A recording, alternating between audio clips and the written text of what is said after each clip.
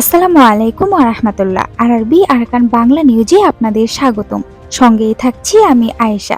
আজ 23শে আগস্ট 2024। গৃহযুদ্ধে বিপর্যস্ত হয়ে পড়েছে মিয়ানমারের অর্থনীতি। এ অবস্থায় কিনা দেশটিতে মূল্যস্ফীতির হার দ্রুত বাড়ছে এবং স্থানীয় মুদ্রাকিয়াতের মানও পড়ে গেছে। সব মিলিয়ে মিয়ানমারের সাধারণ মানুষ বড় ধরনের চাপে পড়েছেন। গত সপ্তাহে মিয়ানমারের কালো বাজারে প্রতি মার্কিন ডলার বিক্রি হয় 7,500 কিয়াত, যা মাসের শুরুতে ছিল 5,000 কিয়াত।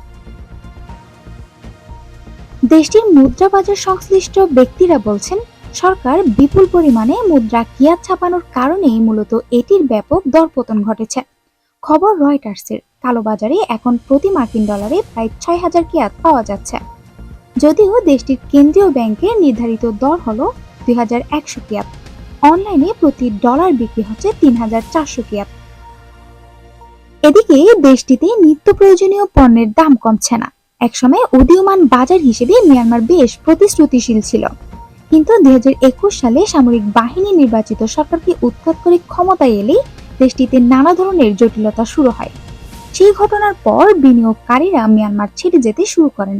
বিশেষ করে পশ্চিমা দেশগুলো বিভিন্ন ধরনের নিষেধাজ্ঞা আরোপ করে। দেশব্যাপী বিক্ষোভ শুরু হয় এবং সশস্ত্র বিদ্রোহ ছড়িয়ে পড়ে।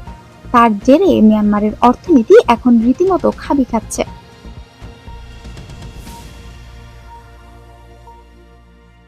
জাতিসংঘের কর্মকর্তা বলেছেন, মিয়ানমারের সেনাবাহিনী রাখাইন থেকে বিতাড়িত হওয়ায় আরাকান সেনাবাহিনী মুসলিম সংখ্যালঘুদের লক্ষ্যবস্তু করছে।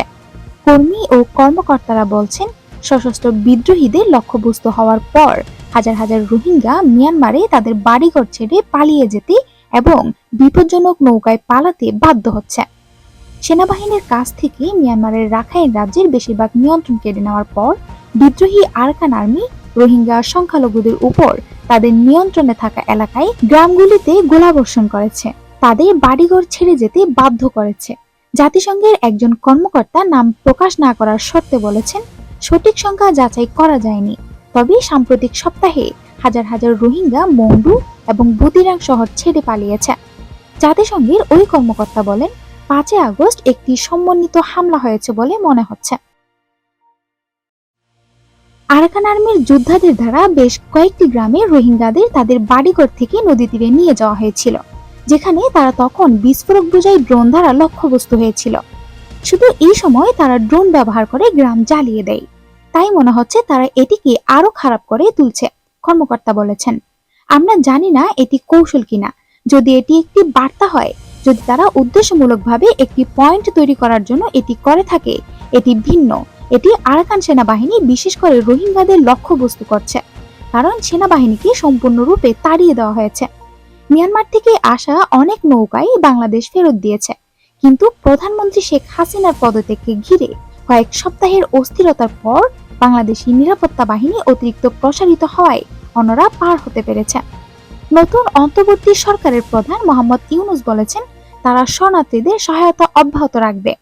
ইউনুস বলেন, রোহিঙ্গাদের মানবিক কার্যক্রম এবং তাদের শেষ পর্যন্ত তাদের মাতৃভূমি মিয়ানমারের নিরাপত্তা, মর্যাদা ও পূর্ণ অধিকার সহ প্রত্যাবাসনের জন্য আন্তর্জাতিক সম্প্রদায়ের নিরন্তর প্রচেষ্টা আমাদের প্রয়োজন। বাংলাদেশ রোহিঙ্গা শরণার্থীদের উপর কঠোর ব্যবস্থা প্রয়োগ করেছে, যাদের বেশিরভাগই 2017 সালে গণহত্যার পরে এসেছিলেন।